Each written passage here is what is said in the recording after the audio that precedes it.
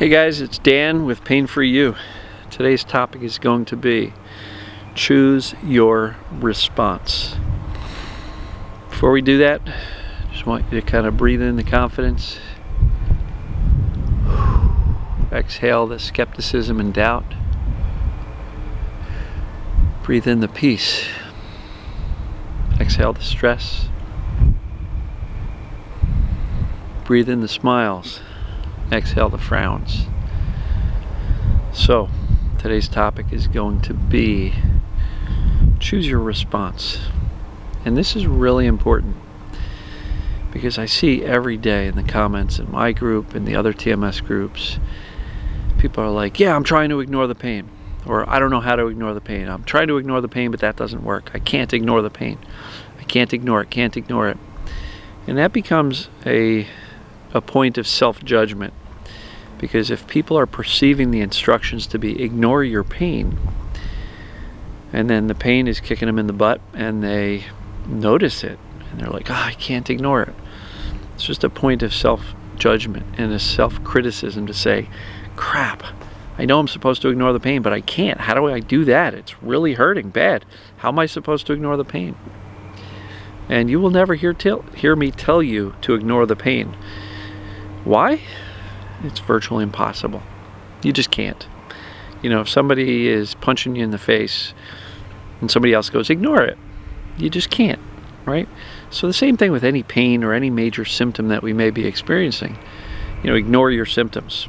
How the heck are you supposed to do that when your symptoms make themselves very much known?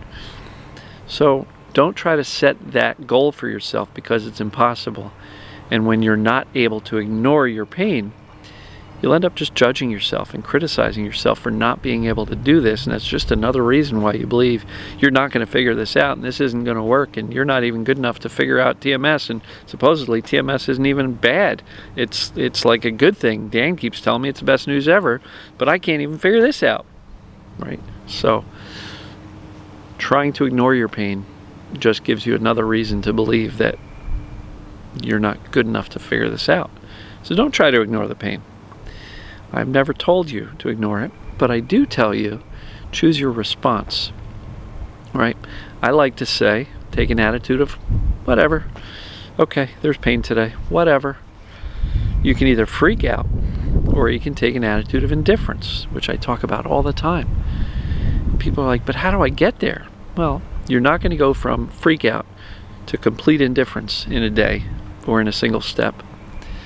So just every day, get a little bit better at moving towards indifference and away from freak out. But freak out to indifference, therein lies the choice in how you respond to your symptoms or your pains. And look, this goes for anything. You can choose your response to virtually anything that's going on in your life. You can either freak out or you can be whatever. And maybe there's a happy middle ground for much of the things in life. If somebody you know pisses you off, you can either freak out or you can say, whatever, or somewhere in between. But we always have the opportunity and the gift of choosing how we respond to whatever life deals us. Same thing holds true for this global event that's happening with this virus.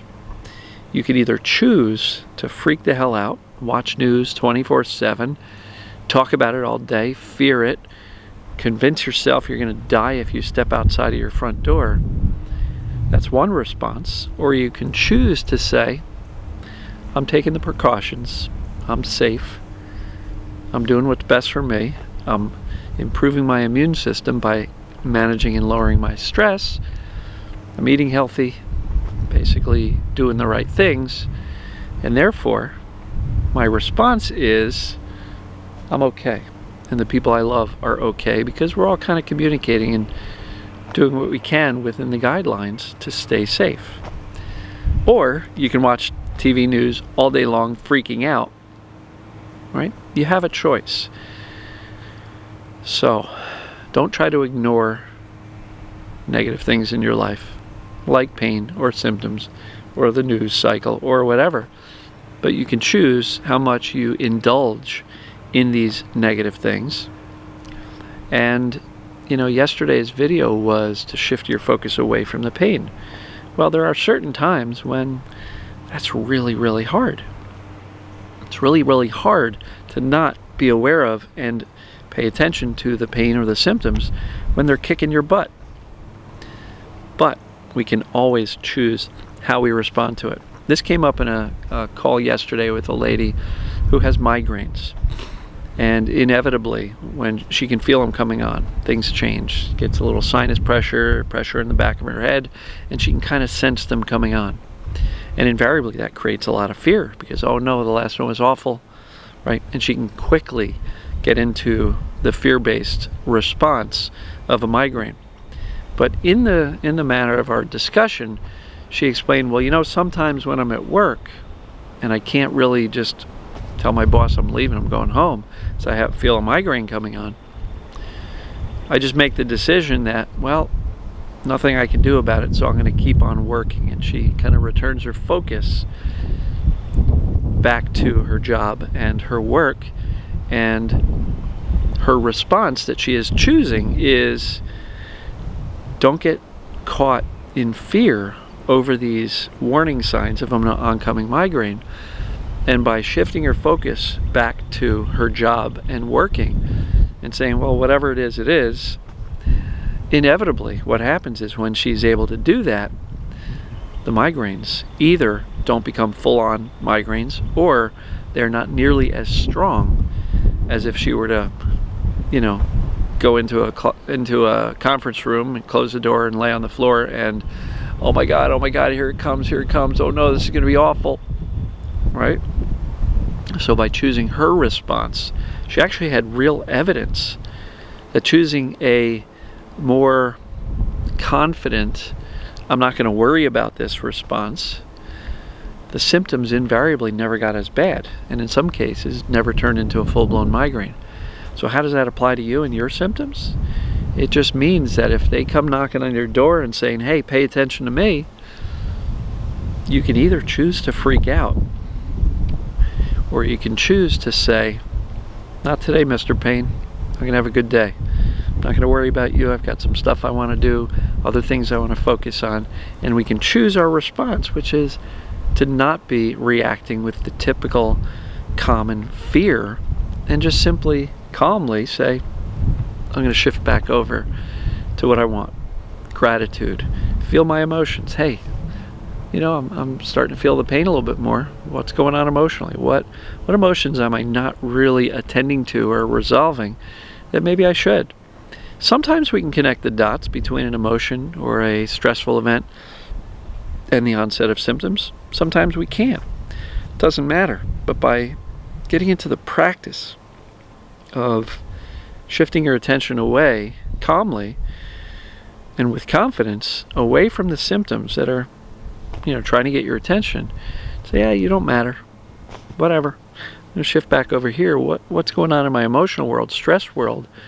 What thoughts was I just having that may have sparked it or maybe not? And if you can't figure it out, don't worry about it. Just feel your emotions anyway. Soothe yourself. Remind yourself, I'm well. It's just TMS. There's no problem with my body. And then go on with your day.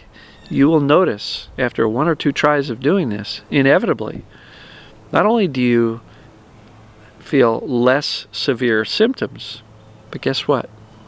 Just emotionally, you're going to feel so much better and more in control and more unworried about whatever type of symptoms you may be experiencing. So, don't try to ignore it. It's impossible. But you can absolutely, with confidence, choose your response. Your response is, I know what's going on, so what? And kind of breathe deeply, get grounded a little bit, know that I'm well, look around, I'm safe. Yeah, it hurts, but whatever. And choose your response, and then choose where you place your attention and focus, which was yesterday's video. So these two videos, yesterday and today, go nicely together. And place your focus on the things that you want and that matter. And don't sweat the symptoms, because they're going to come and go, and you've been through that 1,000 times before. So what? And these tips, when you adopt them and implement them into the way of being and the way you navigate the day, will dramatically help you, and help you very quickly. So, yesterday's video, choose your focus, and today's video is really choose your response. Because as I've said, and I love this saying, freaking out never helped anybody get better. So, with that, I will encourage you to choose your response, decide where you're going to place your focus, and smile. You're getting better. We will talk to you guys and gals soon. Love you, and catch you in the next video. See ya.